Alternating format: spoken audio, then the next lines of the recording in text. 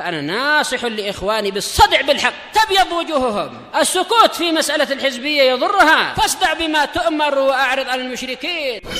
سلامي على دماج ورجالها والشيخ يحيى ودار العلم يا سعد بانيها. بسم الله الرحمن الرحيم. الحمد لله حمدا كثيرا طيبا مباركا فيه كما يحب ربنا ويرضى. صلى الله على نبينا محمد وعلى آله وصحبه وسلم تسليما كثيرا مزيدا. أما بعد إخواني الكرام akramani wa akramakumullah, kita lanjutkan kajian kitab Ma'alim Manhaji Ahli Sunnati wal Jamaah. Simbol-simbol metode hidup Ahli Sunnah wal Jamaah. Sesuai dengan judul tulisan ini, kajian yang kita kaji adalah dengan materi manhaj. Sampai dulu Syekh Shalih bin Fauzan Al-Fauzan akan menyebutkan kepada kita 7 simbol metode hidup Ahli Sunnah wal Jamaah. Telah kita ambil di antaranya 4. Masih tersisa 3 simbol yang lainnya. Kita akan ulang secara singkat. Yang paling pertama dari simbol Ahli Sunnah wal Jamaah adalah memprioritas utamakan ideologi tauhid. Telah kita kaji bahwa tauhid merupakan dakwah para nabi dan rasul, dan selalu mereka jadikan sebagai batu loncatan pertama dalam dakwah mereka adalah tauhid. Yang kedua, ittiba'ur rasul, mengikuti Rasul sallallahu alaihi wasallam. Artinya apabila ada golongan, ada kelompok, ada komunitas yang mengikuti selain Rasul, mengikuti per individu dari umat ini,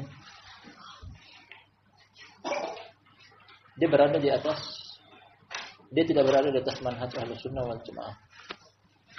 Yang ketiga yang telah kita ambil juga beriman. Perkara keimanan beliau singgung tentang beriman.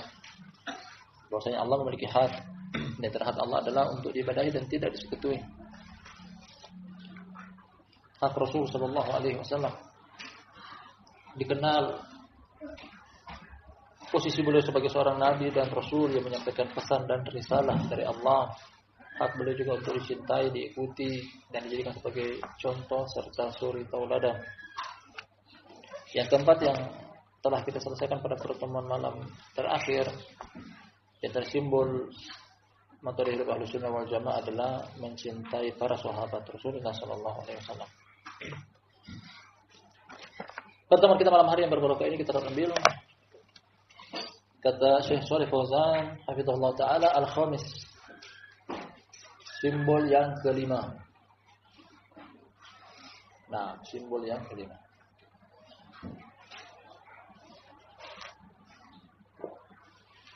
Kata beliau, murtakibul kabirati mu'minun qad yu'adzabu bidunubihi wa la yukhalladu finnar. Atau wa la yakhludu finnar. Yang kelima adalah pelaku dosa besar tergolong mukmin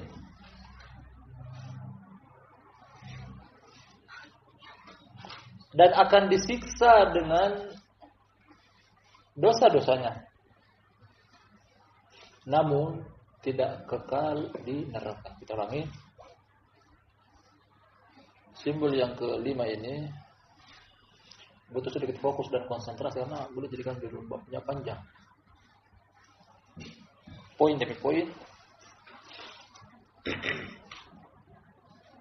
Kata beliau, pelaku dosa besar tergolong mukmin, artinya bukan kafir. Akan datang nanti keterangan dari penulis bahwasanya ini sebagai bentuk menyelisihi akidahnya kaum Khawarij. Meskipun mukmin, qad yu'adzabu bidunubihi, tetap disiksa dengan dosanya. Ya, meskipun orang beriman, tapi kalau ada dosa, masuk neraka dulu. Jadi bukan cuma orang kafir dan orang musyrik Bukan cuma Yahudi dan Nasrani dan munafik yang masuk ke dalam neraka, orang mukmin pun terancam untuk masuk ke dalam neraka dengan sebab apa? Dosa besar. Namun dia tidak kekal di neraka. Artinya dicelupkan dulu ke dalam neraka sesuai dengan kadar dosa dia. Ketika lunas terbayarkan, dikeluarkan dari masuk ke dalam surga. Nah, boleh jadikan sebagai simbol akidah Ahlus Sunnah wal Jamaah. Karena yang menyelisihi akidah ini berarti bukan Ahlus Sunnah wal Jamaah.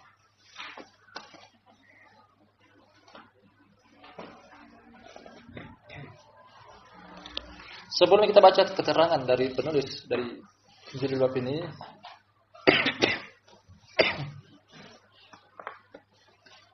yang disinggung adalah tentang materi pelaku dosa besar. Pertama-tama kita akan sebutkan dulu tentang pengertian dosa besar. Apa yang dimaksud dengan dosa besar? Karena dari Al-Quran, demikian juga dari hadis Nabi SAW, membagi bahwasanya dosa terbagi menjadi dua. Ada dosa besar, ada dosa kecil. Beda kadar dosanya, beda juga ganjaran dan balasannya. Dalam Al-Quran terdapat beberapa ayat seperti pada perkataan Allah Subhanahu wa taala, "In tajtanibu kaba'ira ma tunhauna anhu wa kaffir ankum sayyi'atikum wa nudkhilkum mudkhalan karima." Demikian perkataan Allah Subhanahu wa taala, "Walladzina yajtanibuna kaba'iral itsmi wal fawahisha illa lamam inna rabbaka huwa wasi'ul maghfirah." Dan juga dari hadis Nabi SAW, beliau pernah memberikan pertanyaan bentuknya mengetes pemahaman. Kata Nabi SAW, "Atadruna manil kaba'ir?" Tahukah kalian apa itu dosa besar? Para sahabat menjawab, "Allah wa rasuluhu alam." Allah dan Rasulnya lah yang lebih tahu. Kemudian beliau satu persatu menerangkan tentang macam-macam al-kabair atau dosa besar, asyirku billah wa uququl walidain, ala wa qauluz zur, ala wa syahadatuz zur. Beliau menerangkan tentang dosa besar atau macam jenis dari dosa besar: menyekutukan Allah, durhaka kepada kedua orang tua, waspadalah kalian dari persaksian palsu, waspadalah kalian dari ucapan bohong. Termasuk jenis-jenis dosa besar. Jadi ada dosa besar, ada dosa kecil. Dari ayat-ayat yang barusan kita baca serta hadis-hadis yang menunjang akan hal ini.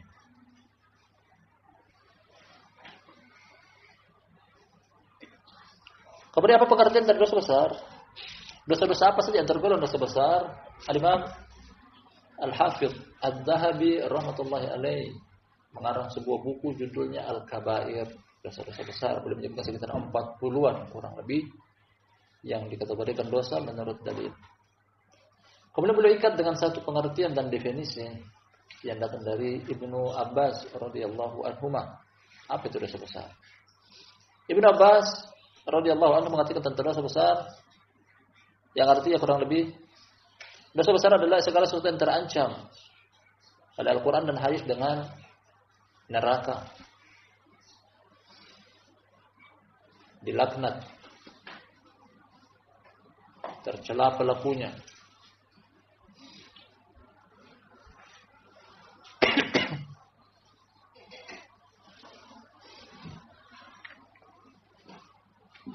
dijauhkan dari surga, akan dimasukkan ke dalam neraka dan semisalnya. Dapat ancaman pasti bahwasanya pelaku dosa ini akan masuk ke dalam neraka, tidak masuk ke dalam surga, dijauhkan dari rahmat Allah, dilaknat dan semisalnya.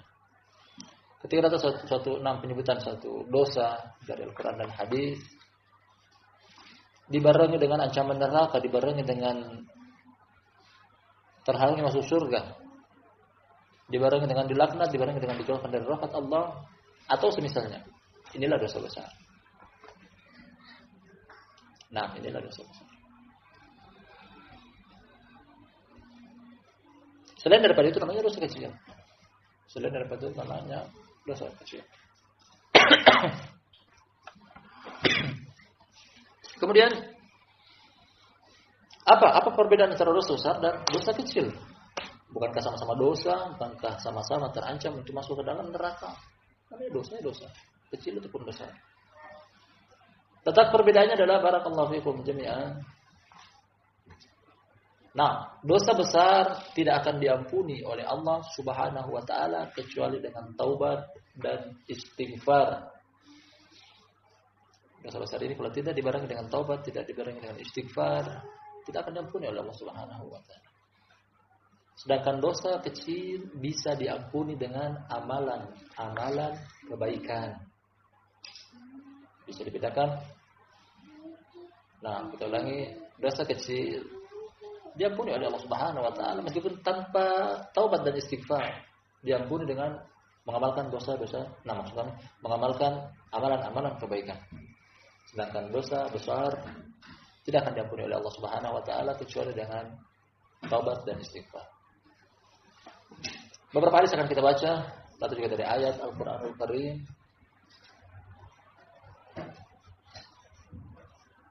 Kata Nabi sallallahu alaihi wasallam banyak sekali dalam hadis beliau, di antara hadis Abu Hurairah dalam Sahih Muslim.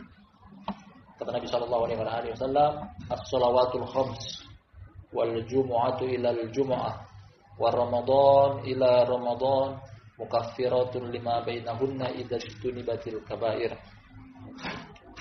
Kata Rasulullah sallallahu alaihi wasallam, salat 5 waktu antara satu salat dengan satu salat berikutnya. Satu Jumat ke Jumat berikutnya, satu Ramadan ke Ramadan berikutnya menghapus dosa-dosa selama dia menghindari dosa besar. Ya, artinya amalan-amalan kebaikan tadi dalam siklus per hari ada 5 waktu. Dalam siklus per pekan ada salat Jumat. Dalam siklus tahunan ada puasa Ramadan.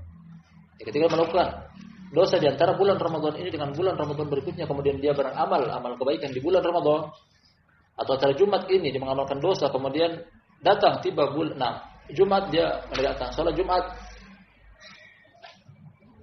Waktu salat yang pertama dia melakukan dosa, tiba waktu salat berikutnya dia mengamalkan salat, amalan tersebut akan menghapus dosa-dosa. Di antara amalan tersebut hanya saja ini berlaku pada dosa-dosa kecil. Amalan kebaikan menghapus dosa kecil. Datang juga kisah dari seorang sahabat dalam Sahih Muslim. Seorang sahabat berstatus lajang, belum menikah. Dia datang kepada Rasulullah sallallahu alaihi wasallam mengeluh,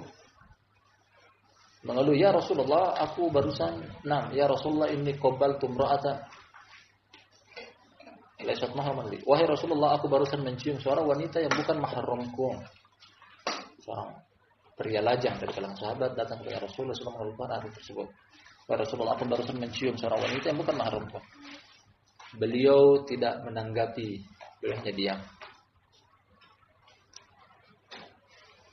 Belum mendapatkan jawaban yang puas, pria tersebut datang kedua kalinya lagi mengeluhkan kasus yang sama. "Ya Rasulullah, inni qabbaltu imra'atan laysat mahraman li." Wahai Rasulullah, aku barusan mencium seorang wanita yang bukan mahramku. Jadi meminta fatwa, apa yang harus aku lakukan untuk menembus dosa tersebut? Apa harusnya aku sikapi ketika aku melakukan perbuatan seperti itu? Belum lagi digubris pada kali kedua. Kemudian kali ketiga, dia datang lagi, "Ya Rasulullah, ini qabbaltu imra'atan." Wahai Rasul, aku mencium seorang wanita yang bukan mahramku. Di sinilah kemudian Nabi SAW memberikan jawaban dengan membaca ayat dari surat Hud. Kata Allah Subhanahu wa taala, "Aqimis sholata tarafain nahar wa zulafan minal lail, innal hasanati yudhibnas sayyi'at, dzalika dzikrul lidzakirin." Kata Allah Subhanahu wa taala, tegakkanlah salat di waktu pagi dan petang dan di waktu tengah malam. Sesungguhnya amalan-amalan kebaikan menghapus amalan-amalan kejelekan. Itu adalah pelajaran bagi orang-orang yang mau mengambil pelajaran. Intinya di sini. Sesungguhnya amalan kebaikan menghapus amalan-amalan kejelekan. Nah, hanya saja ini berlaku pada dosa-dosa kecil. Datang juga hadis dari Nabi sallallahu alaihi wasallam. Hadis ini dibawakan oleh Imam An-Nawawi dalam kitab beliau Arba'in An-Nawawiyah. Kata Nabi SAW ketika beliau ditanya, beliau menjawab, ittaqillaha haitsu ma kunta wa atbi'is sayyi'atal hasanata tamhuha wa khaliqin nasa bi khuluqin hasan. Kata Nabi SAW, bertakwalah kepada Allah dimanapun engkau berada, susulkanlah amalan kejelekan dengan amalan kebaikan, akan menghapuskannya, dan pergaulilah manusia dengan pergaulan yang baik. Pada potongan hadis yang kedua, wa'at bi sayyi'atal hasanata, susullah amalan perbuatan keburukan, ditutupi dengan kejelekan akan menghapus. Namun ini hanya berlaku kepada dosa kecil. Sedangkan dosa besar tidak akan diampuni oleh Allah Subhanahu wa taala kecuali dengan taubat dan istighfar. Nah, ini sekilas tentang dosa. Dosa terbagi menjadi dua, ada kecil dan besar. Kadar dosanya berbeda, cara menyikapinya pun berbeda, dan balasan dan ganjarannya pun berbeda. Kita baca apa yang boleh maksud dalam judul bab ini dari simbol manhaj Ahlus Sunnah wal Jamaah tentang pelaku dosa besar. Wa min usuli ahli sunnati wal jamaati fi mas'alati ashabil kaba'ir allati duna syirk annahum mu'minuna naqisul iman wa annahum tahta masyiatillah in syaa'a ghafara lahum wa in syaa'a adzabahum bidunubihim thumma yukhrijuhum minan nari wa yudkhiluhumul jannah fama'aluhum ila jannah. Fokus pada alinea ini, kata beliau. Dan diantara pokok ideologi Ahlus Sunnah wal Jamaah dalam perihal pelaku dosa besar. Nah, apa akidah Ahlus Sunnah wal Jamaah tentang menyikapi pelaku dosa besar? Ada dua hal yang dikaji di sini. Pertama, apa status mereka di kehidupan dunia? Yang kedua, apa ganjaran mereka di kehidupan akhirat?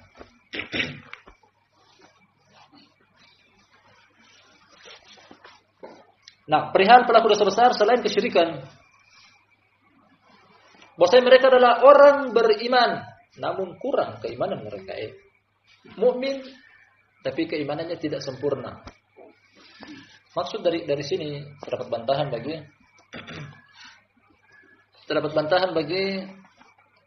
kaum Khawarij.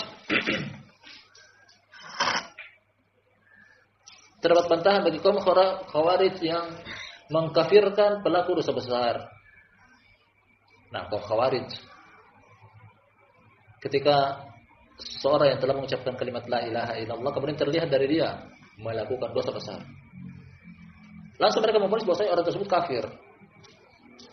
Dan banyak sekali di Indonesia kita jumpakan hal tersebut, seperti jihadiyun, seperti kaum Khawarij. Ada istilahnya. Bahkan LDI pun demikian, namun mereka lebih terselubung Islam jamaah. Mereka menganggap bahwasanya seluruh kaum muslimin kafir kecuali golongan mereka. Karena mereka memvonis bahwasanya setiap pelaku dosa besar dari kalangan orang yang telah mengucapkan kalimat la ilaha illallah, kalimat la ilaha illallahnya gugur dengan dosa besar, dengan satu dosa besar. Ini pemahamannya Khawarij.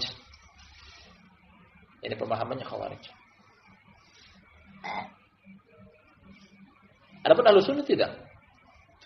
Nah, yang mengucapkan kalimat la ilaha illallah ada keimanan dalam dadanya ketika dia melakukan dosa besar, tidak sampai pada tingkatan kekufuran, bahkan dia adalah mukmin, namun kurang keimanannya. Keimanannya tidak sempurna, namun tidak sampai pada tingkatan kekufuran. Dan ini yang tepat. Di kelompok yang lain lagi ada kelompoknya Murji'ah. Tadi terlalu ekstrim, memvonis pelaku dosa besar kafir. Kalau di sini di sisi Murji'ah menyepelekan. Nah, mereka berpendapat bahwasanya pelaku dosa besar tidak mengurangi tingkatan keimanan mereka sedikit pun. Setiap orang yang telah mengucapkan kalimat la ilaha illallah melakukan dosa baik itu besar ataupun kecil, tingkatan keimanannya sama dengan malaikat Jibril. Jadi tidak berpengaruh dosa besar ataupun dosa kecil. Dan ini pada dua sisi yang saling kontradiktif dan dua-duanya sesat. Nama yang tepat adalah akidah Ahlus Sunnah wal Jamaah di sini. Pelaku dosa besar selain kesyirikan, mereka tergolong mukmin, namun keimanannya mereka tidak sempurna. Lanjut beliau lagi. Dan mereka dibawa kehendak Allah.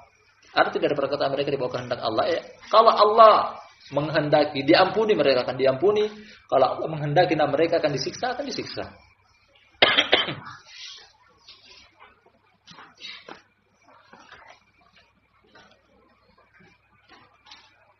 Dari sisi sini lagi, setelah dua kelompok sesat memvonis tentang status bagi pelaku dosa besar di kehidupan dunia,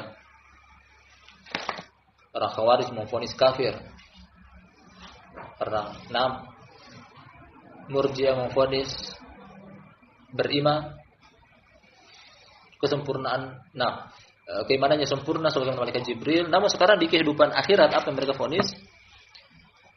Kalau kelompok 6 Khawarij mereka memvonis pelaku dosa besar di kehidupan akhirat kekal di dalam neraka. Kekal di dalam neraka.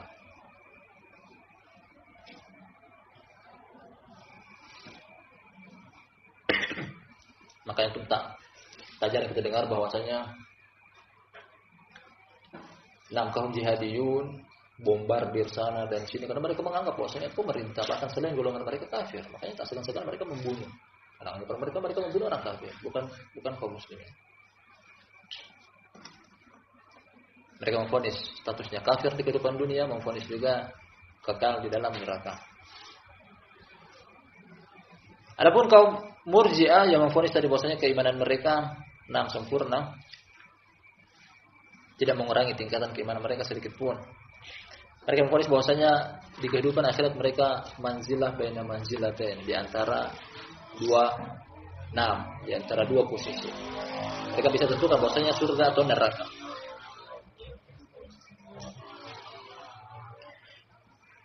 Kita lanjut masih akidah Ahlussunnah wal Jamaah. Tsumma yukhrijuhum minan nari wa yudkhiluhumul jannah.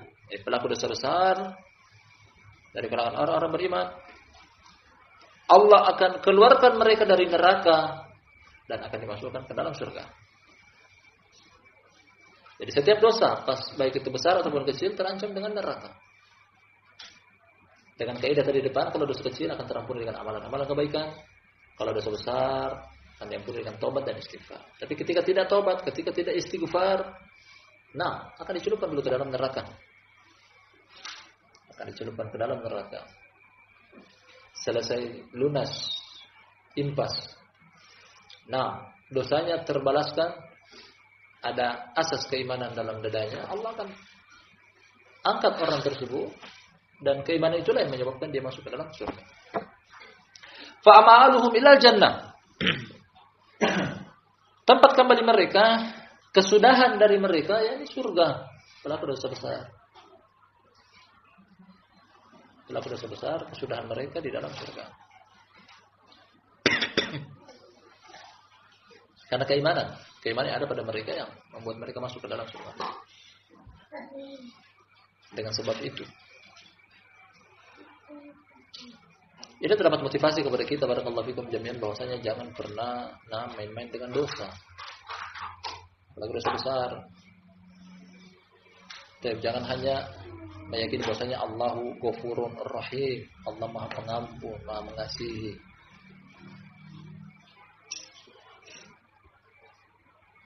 Karena ada sebagian kelompok yang hanya meninggikan bab roja tapi menyepelekan bab khauf. Hanya mengharap tapi tidak ada rasa takut. Mengharap bahwasanya Allah Maha Pengampun. Akhirnya mereka bermudah-mudahan dengan dosa. Dalam surat Ar-Ra'd Allah Subhanahu wa taala menerangkan tentang sifatnya Nabi ibadi anni anal ghafurur rahim wa anna adabi huwal adabul alim. Dua hal ini hendaknya kita pahami dan yakini merupakan sifat Allah Subhanahu wa taala. Kata Allah Subhanahu wa taala, "Wahai Muhammad, sampaikanlah kepada hamba-hambaku." Ada dua hal yang Allah perintahkan Nabi SAW untuk menyampaikan kepada hamba-hambanya. Pertama, anni anal ghafurur rahim, sesungguhnya, datang dengan penekanan. Sesungguhnya aku adalah Maha Mengampuni. Namun tidak sampai di situ saja. Allah bukan cuma mengampuni, tapi datang ayat yang setelahnya juga wa anna adabi huwal adabul alim. Namun ketahui juga bahwa siksa adalah siksa yang pedih. Jadi coba-coba jangan bergampang-gampangan dengan dosa. Allah Subhanahu wa taala sengaja mengedepankan Rahim, Ghafurur Rahim karena itu yang lebih dominan. Kemudian Allah susulkan dengan wa anna adzabi wal adzabul alim sebagai ancaman bahwasanya jangan cuma mengedepankan yang namanya harapan kepada Allah Subhanahu wa taala, hendaknya juga dibarengi dengan rasa takut. Kata Al-Imam Ibnu Qayyim rahimahullah yang menyebutkan bahwasanya amalan ibadah kaum muslimin hendaknya seimbang antara rasa takut dan harapan. Ibaratnya seperti dua helai sayap burung yang tidak bisa terbang kecuali dengan kedua-duanya. Karena orang kalau beramal hanya dengan rasa takut saja, tidak ada harapan, sama dengan al-khawarij. Takut sekali dengan yang namanya dosa, akhirnya menggampang-gampangkan. Satu kaum muslimin melakukan dosa besar langsung dikafirkan karena terlalu takut, takutnya terlalu dominan. Akhirnya melihat kaum muslimin satu melakukan dosa besar, satu kafir. Nah, di sisi lain ada orang-orang murji'ah yang hanya beramal dengan sisi pengharapan saja, tidak ada rasa takut. Mengharap, harapannya terlalu tinggi, akhirnya takutnya tidak ada, bermaksiat, selalu mengatakan, Allah Maha Pengampun. Bermaksiat lagi, Allah Maha Pengampun. Ini yang kaum muslimin, termasuk kami akidah Ahlussunnah wal Jamaah berada di atasnya. Mereka adalah orang yang paling paham terhadap akidah Islam, akidah kitab, akidah sunnah, menempatkan sesuai dengan tempatnya.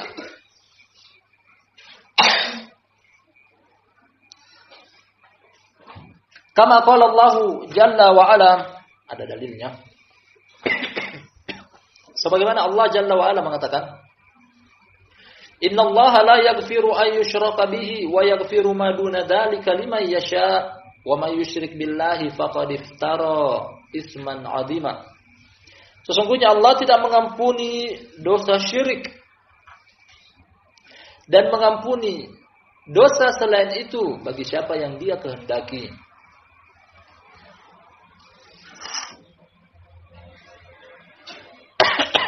Beliau Syekh Shalih Al-Fauzan ingin mengajarkan kepada kita, ada dosa yang diampuni, ada dosa yang tidak diampuni. Kita kembali ke kaidah depan bahwasanya menurut Al-Quran dan hadis dosa terbagi menjadi dua, ada dosa besar, ada dosa kecil. Nah, dosa kecil diampuni dengan Allah akan menghapus dengan amalan-amalan kebaikan. Dosa besar Allah akan ampuni ketika dibarengi dengan taubat dan istighfar. Namun dosa besar terbagi menjadi dua lagi. Ada dosa besar yang paling besar, ada dosa besar biasa. Dosa besar yang paling besar adalah ini, kesyirikan. Dan kesyirikan tidak diampuni. Menurut ayat ini telah kita baca, sesungguhnya Allah tidak mengampuni dosa syirik, dosa besar yang paling besar. Namun Allah mengampuni dosa selain syirik, artinya dosa besar tapi pada tingkatan biasa, bukan yang paling besar. Ini masih Allah ampuni. Masih Allah ampuni. Kalau begitu orang Khawarij tidak memahami Al-Quran dengan tepat. Mereka tidak punya dalil untuk mengatakan bahwa pelaku dosa besar terancam. Mereka terkadang gunakan ayat-ayat yang mutasyabih, ayat-ayat yang masih samar.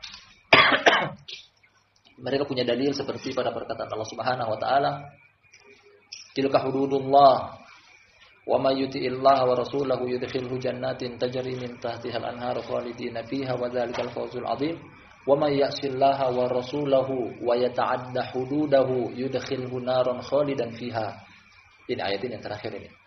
Wa may ya'sillaha wa rasulahu, dan barang siapa yang bermaksiat kepada Allah dan Rasulnya, wa yata'adda hududahu, dan melampaui batasan-batasan Allah dan Rasulnya, yudkhilhu naran, Allah akan masukkan dia ke dalam neraka, khalidan fiha, kekal di dalamnya. Kekal di dalamnya. Akhirnya mereka memvonis mutlak yang bermaksiat kepada Allah, yang bermaksiat kepada Rasul, melampaui batas Allah dan melampaui batas Rasul, baik pada batasan kecil ataupun besar, kekal di dalam neraka. Padahal ayat tersebut kita katakan ayat mutasyabih yang dikirim kepada ayat yang muhkam, jelas tanpa memiliki takwilan seperti pada ayat ini. Seperti pada ayat ini. Yang tidak diampuni hanya dosa besar yang paling besar. Dosa besar masih diampuni ketika bukan pada tingkatan yang besar, pada tingkatan biasa.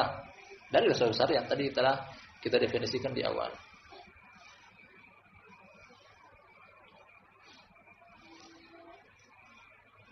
Wa may yusyrik billahi faqad iftara itsman adzima, barang siapa yang menyekutukan Allah, sungguh dia telah melakukan dosa yang besar. Nah, dosa besar yang paling besar inilah kesyirikan. Nabi SAW pernah ditanya oleh Ibnu Mas'ud dalam Sahih Muslim, "Ya Rasulullah, ayyudz dzambi a'dzam?" Wahai Rasulullah, dosa apakah yang paling besar? Besar, paling besar. Kalau dosa besar ada dua, dosa besar paling besar, dosa besar biasa. Belum memberikan jawaban tentang dosa besar, anta ja'ala lillahi niddan wa huwa khalaqaka. Engkau menjadikan kepada Allah tandingan, saingan, sekutu, padahal Dialah yang telah menciptakan engkau. Ya, dosa besar yang paling besar adalah kesyirikan. Menjadikan kepada Allah tandingan, saingan, sekutu. Ini yang tidak diampuni oleh Allah Subhanahu wa taala.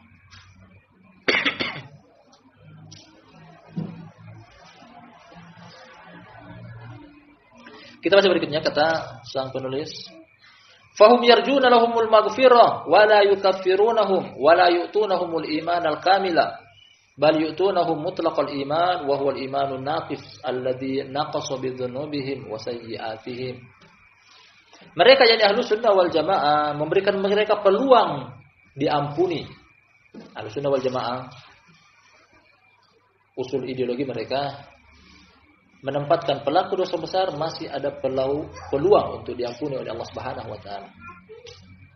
Masih ada peluang untuk diampuni oleh Allah Subhanahu wa taala. Dan mereka tidak mengkafirkan. Bukan seperti kaum Khawarij, bukan seperti Islam Jamaah. Anggota keluarga sendiri ketika datang bertamu ke rumah mereka, mereka katakan najis, dilap semuanya yang merupakan bekas duduk, bersentuhan. Karena mereka menganggap kafir najis.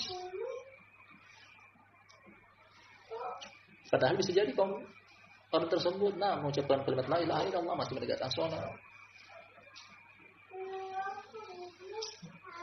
Beliau katakan ini salah satu simbol Ahlus Sunnah tidak bermudah-mudahan dalam mengkafirkan kaum muslimin. Ini simbol yang menyelisih ini berarti dia bukan Ahlus Sunnah, bahkan Ahlul Bid'ah. Bahkan barakallahu fikum jami'an, mengkafirkan atau membid'ahkan bukan perkara yang sepele. Karena dalam hadis dalam Sahih Nabi SAW mengatakan, man qala fi akhihi ya kafir, in kana kama qala wa illa raja'a ilai. Atau dalam sebagai riwayat, walam yarji ilal Islam. Nah, walam yarji atau kita artikan kata Nabi SAW, barang siapa yang mengatakan kepada saudaranya wahai kafir, kalau memang betul kafir. Kalau tidak, artinya dia meleset dalam memvonis kekafiran. Kalau tidak, vonis itu akan jatuh kepada diri dia sendiri.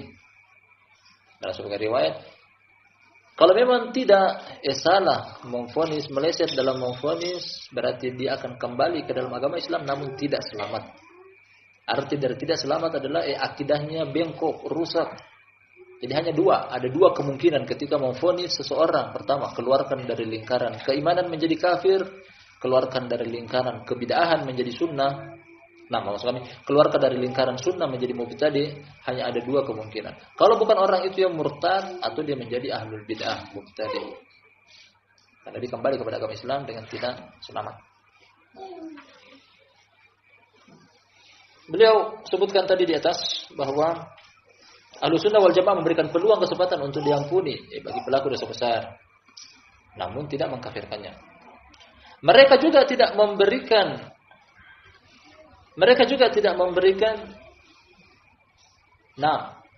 keimanan yang sempurna.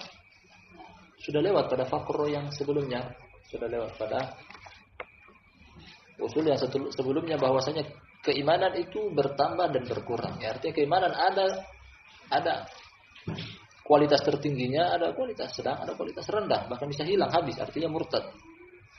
Dan pelaku dosa besar, mereka tetap mukmin tapi tingkatan keimanan mereka rendah, tidak sempurna. Mereka mukmin tapi rendah keimanan mereka. Ahlus Sunnah memberikan kepada mereka keimanan secara mutlak. Ada asas keimanan, masih ada dalam dada, tapi tidak sempurna. Yaitu al-imanun naqis alladzi naqasa bi dzunubihim wa sayyi'atihim, keimanan yang kurang, yang dikurangi oleh dosa-dosa mereka dan kesalahan-kesalahan mereka.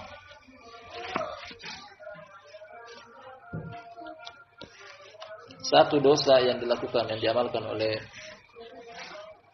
kaum mukminin akan mengurangi tingkatan keimanan dia. Banyak dosa yang diamalkan oleh kaum mukminin akan semakin banyak juga berkurang tingkatan keimanan dia. Yang dilakukan hanya dosa, tidak dibarengi dengan amalan kebaikan, bahkan dikhawatirkan keimanan dia bisa hilang kalau terus setiap hari mengurangi keimanan dia. Hari ini mengurangi, besok dikurangi, dan seterusnya. Setiap hari melakukan kesalahan, tidak dibarengi juga dengan amalan kebaikan, amalan. Keimanan dia bisa habis, terkuras. Wa kama dzakarna fi ta'rifil imani innahu yazidu bit ta'ati wa yanqusu bil ma'siyah. Berikut lanjutkan. Sebagaimana yang telah kita sebutkan tentang definisi dari keimanan, bahwasanya keimanan bertambah dengan ketaatan dan berkurang dengan kemaksiatan. Sudah lewat ini pada judul bab sebelumnya. Keimanan bertambah, keimanan tidak pada satu derajat yang sama. Bukan seperti pendapatnya kaum Murji'ah yang meyakini bahwasanya berlaku dosa besar 6. Orang yang beriman, orang yang telah mengucapkan kalimat la ilaha illallah, dosa apapun yang dia perbuat tidak akan mengurangi sedikit pun tingkatan keimanan dia. Dan ini keliru. Fahaulai yanqusu imanuhum bil ma'siyah, lakin la nukaffiruhum kama taquluhul khawarij. Mereka ini yakni pelaku dosa besar dari kalangan kaum mukminin. Keimanan mereka berkurang dengan kemaksiatan. Hanya saja kita tidak mengkafirkan mereka sebagaimana pendapatnya kaum khawarij. Sebagaimana pendapatnya kaum khawarij. Banyak sekali khawarij di Indonesia dengan asas akidah semacam ini.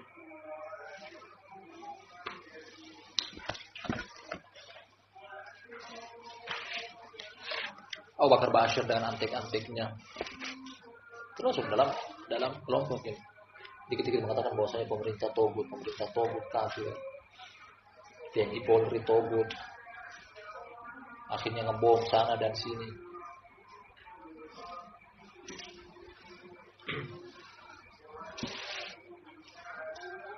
Kata beliau di sini bahwasanya ahlu sunnah tidak mengkafirkan kaum pelaku dosa besar dari kaum mukminin.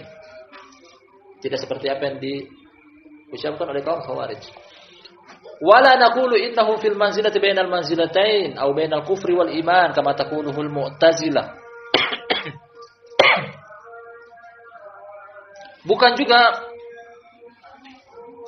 kita sebagai ahlu sunnah tidak juga mengatakan bahwasanya pelaku dosa besar dari kalangan kaum mukminin dia berada di tengah-tengah antara mukmin dan kafir. Tidak divonis mukmin, tidak juga divonis kafir. Membingungkan. Kaum Mu'tazilah memvonis di kehidupan dunia tentang pelaku dosa besar dari kalangan kaum mukmin, tidak mukmin, tidak kafir. Kalau begitu apa? Mereka bikin istilah baru. Manzilah bainal manzilatain. Mereka berada di tengah-tengah. Ini istilah yang baru. Wala naqulu innahum kamilul iman la tadurruhumul ma'asi kama taquluhul murji'ah. Dan kita juga tidak katakan mereka sempurna keimanan mereka. Keimanan mereka tidak akan tercelakai dengan satu maksiat. Sebagaimana dikatakan oleh kelompok Murji'ah. Maksiat sangat memiliki dampak buruk terhadap drastisnya turunnya keimanan. Namun kelompok Murji'ah menganggap bahwasanya maksiat apapun, dosa apapun tidak akan mengurangi kesempurnaan keimanan. Bal inna manhaj ahli sunnati wal jamaati huwal qaulul faslu fi ashabil kaba'ir min ummati Muhammadin sallallahu alaihi wa alihi wasallam alladhi tu'ayyiduhu al-adillatu minal kitabi was sunnah. Bahkan metode hidup ahlu sunnah wal jamaah adalah perkataan yang benar dalam menyikapi pelaku dosa besar dari umat Muhammad sallallahu alaihi wasallam yang dikuatkan dalil dari kitab dan sunnah. Pendapat ahlu sunnah yang paling tepat di antara banyak pendapat yang ada. Kaum Khawarij, kita ulangi sekali lagi. Kaum Khawarij menyikapi pelaku dosa besar di kehidupan dunia. Pelaku dosa besar dari kalangan kaum mukmin di kehidupan dunia, mereka memvonis adalah kafir. Kaum Murji'ah memvonis bahwa mereka mukmin, sempurna keimanannya. Kelompok Mu'tazilah mengatakan bahwa mereka terletak di antara, mereka berada di tengah-tengah, tidak divonis mukmin, tidak juga divonis kafir. Ini yang paling aneh di antara pendapat yang ada. Kemudian di kehidupan akhirat, kaum Khawarij memvonis pelaku dosa besar dari kalangan kaum mukminin kekal di dalam neraka. Adapun kelompok Murji'ah menetapkan bahwa mereka di surga. Tidak akan tercelupkan sedikit pun di dalam neraka karena keimanan mereka sempurna, tidak terpengaruh dengan maksiat apapun. Mungkin ini yang sempat kita ambil pada pertemuan kita di malam hari yang berbarokah ini, poin yang kelima.